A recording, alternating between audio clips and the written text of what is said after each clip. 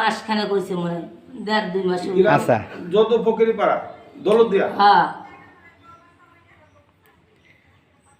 মাসখানে গাছ ওটা মরবে যাবে না। আচ্ছা এখন আপনি কি কি ব্যবস্থা নেবেন সেটা বলেন। ব্যবস্থা নেই না, সাথে আপনার সাথে আমি কথা কই, যে টাকা পয়সা নিচ্ছে তার সাথে আমি কথা কই, ফোনটা নিয়ে আসি, আপনারা বসেন, তার সাথে আমি কথা কই, যে যে লোকজন আছে তুই তার সাথে কথা কর, টাকাটা তো আমি নিয়ে যে নিচে তার সাথে আপনার একটু কথা বল না। আমি দরবার করে দিছি। না আমি একটা কথা বলি, যেহেতু আপনার স্বামী বিদেশ থেকে রিস্ক হলে আপনি নিছেন, হ্যাঁ দায়িত্বটা আপনি নিছেন, হ্যাঁ আপনি নিছেন যে আমি পাঠা দেবো, হ্যাঁ তোদের কোনো জয় ঝামেলা নাই, হ্যাঁ এত টাকা লাগবে সেই টাকাই আপনি দিছে, দিছি। তাই তো আপনি আর কত ছিল কত হ্যাঁ কত বেতন আর কত বেতন না কোর্ট মানে কাম তো দর্জির কাজ, ওটা যে যত করে নির্ভর প্রোডাকশনের কাজ 50,000 পরে 80,000 পরে কি 1 লক্ষ 30,000 পাওয়া যাবে না। এক মিনিট। আচ্ছা এখন হলো ধরেন আপনি এই আক্কাসকে ইরাকে না নিয়ে দুবাইকে আটক রেখেছেন কি কারণে?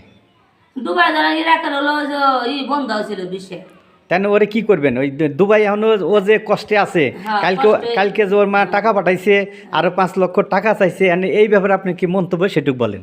সেটা আমি নাদের হাতে কথা কই, যে নিচে টাকা পয়সা তার সাথে তো একটু কথা অনেক জড়িত লাগবে, যে এই বিলে তার কে কোন জায়গায় আছে কি বলা, আর সেগুলি শোনা লাগবে না, শুনে তার যে ব্যবস্থা করে দেশে পাঠানো লাগবে, এ আটক করে থাকা যে বলে তার দেশে তো পাঠানো লাগবে। এখন দেশে পাঠান না তার ওই রাষ্ট্রে পাঠান, এখন যদি তার বড় ধরনের বিপদ হয় আপনি সব দায়ভার তো আপনার ঘরে।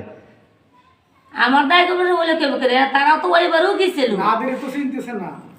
নাদের সাথে কথা কি তারা ঠিক আছে? সরাসরি কথা কইছে, কথাটা বুঝেন স্যার, তারা তো সরাসরি নাদের সাথেই কথা বলছে, না না টাকাটা তো তার কাছেই দিছে। শোনেন, আমি একটা কথা বলি, আপনি স্বীকার করছেন এ কথা, আমি মিথ্যা কথা বলবো না। না, না, মিথ্যা কথা আর কিছু আপনি বলবো টাকা না। নিছেন আপনার দায়িত্বে আপনার স্বামীর কাছে নেওয়ার জন্য, কিন্তু আপনি দুবাই ট্যুরের বিষয় আমার দিয়ে, স্বামী তো না, আমার জামাই মানে আমার স্বামী যাই হোক তো আপনি ওখানে রাখছেন, এখন ওর দেশে আনবেন না এটা কোন সমাধান করবেন? এনে ও তো যদি আজকে কইছে, আজকে নাদের কাছে রাইতে কথা কইছি, কইছে আজকে যদি হইলে তো হইলো, না হইলে কালকে আকাশের টিকিট কেটে আউটপাস করে দেশে পাঠিয়ে দেবো। দেশে পাঠা দিল তাহলে ওর ক্ষতিপূরণ দেবে কে? ক্ষতিপূরণ দিবি, যে টাকা পয়সা নিয়ে তার কাছে আনিয়ে দেবো, আমি দেবো। সে যদি তারাতে জড়িত, শোনেন। কথাটা বুঝেন, একখানে বসে কয়টা খরচ গেছে কি না গেছে বসে সেই টাকাটা তো আমাকে দোয়া লাগবে, টাকাটা তো নিছি না, আজকে টিভিতে দেখাইতেছে তার টাকাটা তো দোয়া লাগবে, 36,000 এত কষ্ট করে টাকাটা দিছি, টাকা নিয়ে নিছে ক্ষতিপূরণ কথা কি এখন আছে, টাকাটা সে কষ্ট করে দিছে না, তার দেহানে তার বিষয়ে মিশে আবি যাবি এটা সেটা করছে, 5 জন বসে যেটা আপনাকে ভালো মন্দ হয় সেটা আপনারা করবেন। তার এখন আপনার বিরুদ্ধে মানব পাচার আইনে মামলা হচ্ছে, আপনি কি তা জানেন? মামলা আছে না, আমরা না করছে কথা আপনার বিরুদ্ধে শোনেন, এই 20 সালে যে আইন পাস করেছে সরকার আন্তর্জাতিক ধারা, সেই ধারা অনুযায়ী আপনার বিরুদ্ধে আদালতে মামলা হচ্ছে, গ্রেপ্তার তো আপনি হবেন। আপনি তো কাউকে চিনবেন না, আকাশকেও ফিরে দিতে হবে, আকাশে চাকরি দেওয়া লাগবে, ক্ষতিপূরণ দেওয়া লাগবে, আর লাশ হলি তো আপনি ওই যে কইছেন না কথাটা, ওই সিনিয়র ওইটাই। আচ্ছা যাক, আপনার নাম কি? আপনার বিরক্ত করবো না, কি নাম আপনার? নাম লাইলি। লাইলি। তা আপনি মামা আমার মোবাইলটা নিয়ে এসে কিছু। আপনি দিনের ভিতরে ফয়সলা করতে পারবেন? না আমি দিনে তার টাইম নেই, তার সাথে কথা মতো করে আচ্ছা আপনার সাথে আমার যে কথা হলো, আমি কি জোর করে কোনো রেকর্ড করছি? না। তাহলে যা বক্তব্য সঠিক তো? হ্যাঁ সঠিকই। আচ্ছা ধন্যবাদ। লোক আছে না হ্যাঁ জি বলেন, মানে কোথায় লোক আছে আপনার?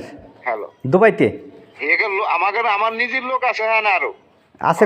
আমার নিজের লোক আছে, আমার আপন স্বাস্থ্য বাইরের ছেলে আছে ওখানে। কোথায় আছে সেটা জানতে চাচ্ছি, কোন দেশে? দুবাই আপনার আছে, মানে দালালের অফিসে আছে। আচ্ছা, এই আকাশ যে আজকে কয় মাস ধরে ওখানে আছে? ওখানে আছে মনে হয় 3-4 মাস হয়েছে।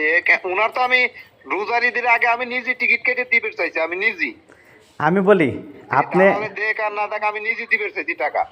আচ্ছা যাক, আমার কাছে যে ডকুমেন্টস আছে 5 মাসের বেশি হয়ে গেছে বুঝছেন, ওর যে টিকিট আপনি নিছেন, তাই হ্যাঁ 5 মাসের বেশি, 4-5 মাস হয়েছে, হ্যাঁ 4-5 মাস হয়েছে, ঠিক আছে। হ্যাঁ দুবাইতে আছে। ঠিক আছে। তাই এখন ও খাইতেছে কোথায় আর কার আন্ডারে রয়েছে? ও সবই আমার আন্ডার, সবই আমাদের আন্ডারে। ওর খাদ্য খাওয়া, আবার ওর রেট খরচ সবই আমার ওই বাড়ি আলি দিছে, সবই নেট খরচ মরচ। ওর মা এসে একবার টাকা নিয়ে গেছে আমার বাড়িতে 50,000, ওর বউ এসে একবার নিয়ে গেছে 28,000, নেট খরচ খাওয়া খরচ সবই আমরা দিতেছি। আচ্ছা আর একটু কথা বলি, আপনি একটু শোনেন। আপনার হলো আজকে হচ্ছে 1 তারিখ, কালকে ছিল 31শে মে। 31শে মেতে ওর মার ফোন দিয়েছে, 5 লক্ষ টাকা চাঁদা দাবি করছে। এখন সেই 5 লক্ষ টাকার ভিতরে 40,000 টাকা ওরা নগদ ওই দেশে পাঠাইছে, বুঝছেন, দুবাইতে। আর আকাশ জানাইছে তার বেদম মারপিট মারতেছে এবং তার মৃত্যু সজ্জায় বা যে কোনো মুহূর্তে তাকে মারি ফেলাইতে পারে, এরকম সে জানাচ্ছে ওই দুবাই থেকে তার পরিবারের। আপনি এই বিষয় নিয়ে একটু বলেন। না ভাই, না ভাই, আমি এইটা আমি এইটা পাইনি। তারাতে কালকে রাইতেও কথা হয়েছে।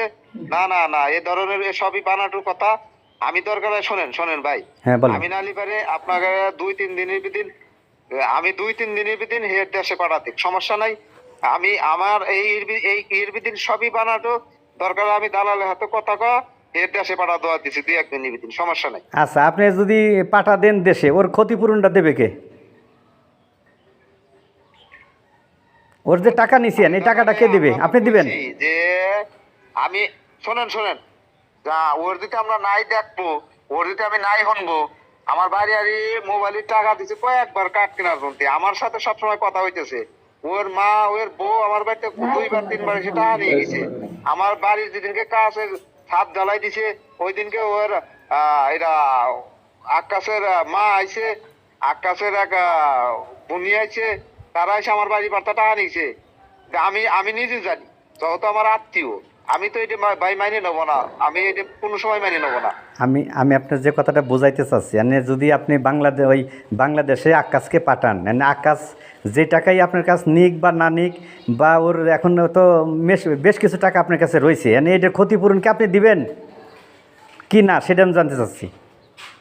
না আমি তো ওনার ভাই আপনিও মানুষ, আমিও মানুষ, আমার কথাটা বোঝেন। আমি কইতেছি কোনটা, আমি তো একবারে কইছিলাম যে আকাশ ভাই আপনার দেশে চলে যান, আপনার আউটপাস করিয়া দালালে আপনার দেশে পাঠা দিবে চাইতেছে 50,000 লাগুক 60,000 লাগুক, আরো লোক দিছে।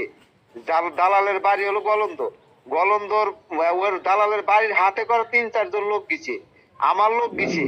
আমি ওনার বারে রিকোয়েস্ট করছি যে আপনি চলে যান, আপনার খরচ মরচ যা লাগে আমি নিজে দিতেছি। আচ্ছা, গলন্দের যার বললেন ওই দালালের নাম কি? কিন্তু না করছে। গলন্দের দালালের নাম কি? ওর নাম নাদের। আচ্ছা যাক, এখন আচ্ছা নাদের বুঝলাম। এরা ও তো আমার আত্মীয়, আকাশ তো আমার আত্মীয়। মেন যে দালাল এর আমার আপন মেয়ের জামাই 2 জন আনাইছি ওই দালালের দা। আমার 2 বাইকনের আনাইছি, শালার আনাইছি। এ তো দালাল, এই দালালের মাধ্যমে তো তার আনাইছি, আমি তার লোক আনি। আমার মাধ্যমে আকাশ বইতে দিছি। আচ্ছা, আমার কথা শোনেন, আমি এখন দায়ভার আপনার ওয়াইফের উপরে পড়তেছে, যেহেতু আপনি দায়িত্ব নিছেন, এখন সমাধান তো আপনারই করতে হবে। ওর যে টাকা পয়সা বা ক্ষতিপূরণ এটা কি আপনি বহন করবেন কি না, শুধু এইটুকু জানতে চাচ্ছি। শোনেন আমার কথা হলো, যে টাকাটা দালাল নিছি হয়তো খরচ বরচ গেছে, হয়তো দালাল আমার হাতে কালকেও কথা কইছে যে আকাশের মার হাতে আমার কথা হয়েছে ভাই, আকাশের হাতেও কথা হইতেছে।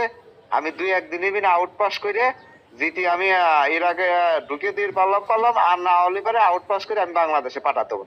আচ্ছা, সুন্দর কথা, কালকেও আমার কাছে বলছি। সুন্দর কথা, কিন্তু আমার কথার উত্তর কিন্তু আমি পাইনি।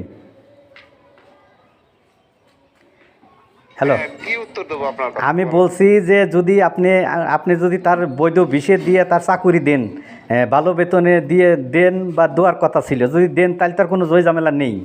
আর যদি কোনো কারণে আপনি চাকরি দিতে পারলেন না বিদেশে, আমার কথা শোনেন, আকাশ তো শোনেন আপনার কথার উত্তর আমি দিচ্ছি। আকাশ তো আল্লাহ না, আকাশ তো ওই জায়গায় আল্লাহ না, লোক ছিল আরো মেলা, এখনো আছে। আমি তো বলতেছি যে আমার ঘরের পরিবারের লোক এখনো আছে। আর আমি যে কথা বলতেছি আমি কিন্তু আল্লাহ না, আমি কিন্তু আপনার মেলা লোকের কথা বলিনি, আমি শুধু আকাশের কথা বলছি। যদি আকাশের আপনি বাংলাদেশে পাঠান, এর ক্ষতিপূরণ বা সব দায়িত্ব আপনি বহন করবেন কিনা, আমি শুধু একটু জানতে চাচ্ছি। আপনি হ্যাঁ বা না একটা বলেন। আমি বহন করবো কি? আমার কথা হলো যে আমার যে দালাল আমি লোক আনাই, ওর বাড়ি গলন্দ, ও আমার আত্মীয়। ওর যে একটা খরচ গেছে, হয়তো ডুবাই এনে রাখছে, হয়তো খাওয়া খরচ গেছে, হয়তো নেট খরচ গেছে, হয়তো এখন 2 জনেরই মাইনে নেওয়া লাগবে। এরকম বেশি মাইনে নেওয়া লাগবে লস, এরকম বেশি মাইনে নেওয়া লাগবে। দিবি নাকি? না তো করে পারেন নাই, কেউ তো না করে নাই যে আমি দেবো না। আমি আপনার কাছে জানতে চাচ্ছি, ওরা তো ওই দালালে চেনে না, চেনে আপনার ওয়াইফের। আরে দাদা রে, আমিও তো এইটাই বলতেছি, এই লাইলি বেগম আপনার কি হয়? লাইলি চলে যায়নি লাইলি আপনার কি হয়? আমার ওয়াইফ। তো আপনার ওয়াইফের বিরুদ্ধে তো তার অভিযোগ করতেছে যে তার হাতে টাকা দেওয়া হয়েছে সেই তার স্বামীর কাছে নেওয়ার জন্য। আরে দাদা রে, আমার কথাটা আপনি এক কথায় বারে বারে প্রশ্ন করতেছেন। আমি কইতেছি কোনটা? আপনি আমার কাছে, আচ্ছা সেটা আর দেব না, অত কথা কও তুমি। আপনি আমার আত্মীয়।